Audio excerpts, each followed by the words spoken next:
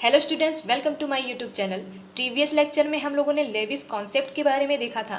आज की क्लास में हम क्लासिफिकेशन ऑफ लेविस कॉन्सेप्ट को देखने वाले हैं, जो एग्जाम के पर्सपेक्टिव से बहुत ही ज़्यादा इंपॉर्टेंट है। तो चलिए स्टूडेंट्स, क्लास की शुरुआत करते हैं। तो सबसे पहले हम डिस्कस करते हैं classification of Lewis acid.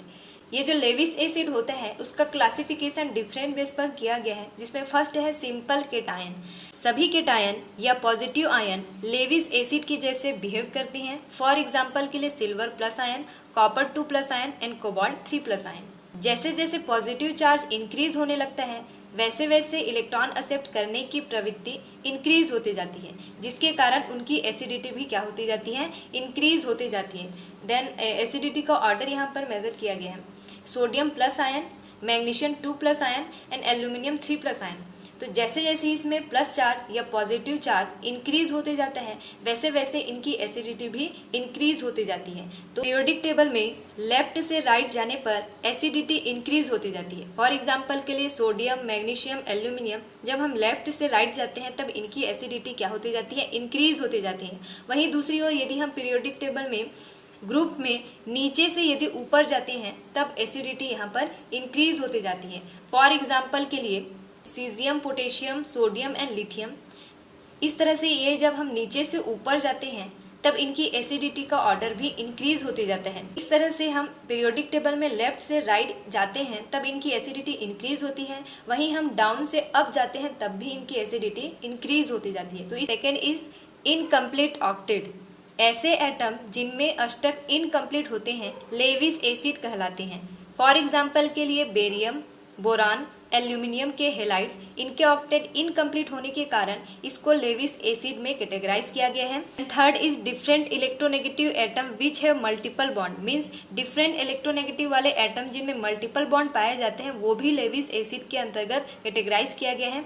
Means ऐसे एटम जो डिफरेंट इलेक्ट्रोनेगेटिविटी या विद्युत ऋणात्मकता होता है और उनमें बहुबंध या मल्टीपल बॉन्ड पाए जाते हैं वो एसिड कहलाते हैं। फॉर एग्जाम्पल के लिए यहाँ पर है कार्बन डाइऑक्साइड, यहाँ पर है सल्फर डाइऑक्साइड। यहाँ पर कार्बन डाइऑक्साइड में कार्बन और ऑक्सीजन की इलेक्ट्रोनेगेटिविटी डिफरेंट होती है और इनके बीच में मल्टीपल बॉन्ड पाए गए हैं, इसलिए इसको हम लेविस एसिड कहेंगे। वहीं पर ये एग्जाम्पल है, यहाँ पर सल्फर और ऑक्सीजन की इलेक्ट्रोनेगेटिविटी डिफरेंट होती है और इनके बीच मल्टीपल बॉन्ड पाए गए हैं, इसलिए इसको लेविस एसिड में कैटेगराइज किया गया है। Last is vacant D orbital. तो डी ऑर्बिटल जो खाली होते हैं वे भी लेविस एसिड के जैसे बिहेव करती हैं। फॉर एग्जाम्पल के लिए यहाँ पर अलग अलग एग्जाम्पल लिया गया है, ये सारे लेविस एसिड के अंतर्गत आते हैं।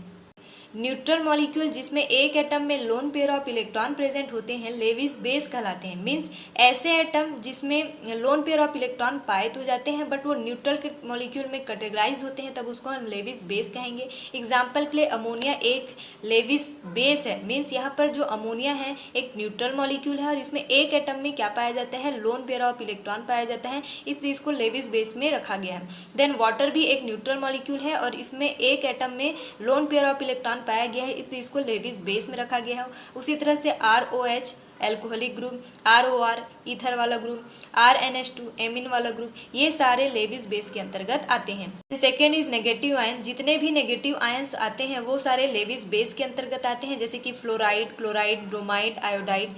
यहाँ पर SO3 2-, NO2-, OH-, ये सारे लेविस बेस के अंतर्गत ही आते हैं। Then second is negative ion, जैसे कि fluoride ion, chloride, bromide, iodide ion, ये सारे लेविस बेस के अंतर्गत आते हैं। वहीं SO3 2-, NO2-, OH-, ये सारे लेविस बेस के अंतर्गत रखे गए हैं। Then last is pi bonded molecule.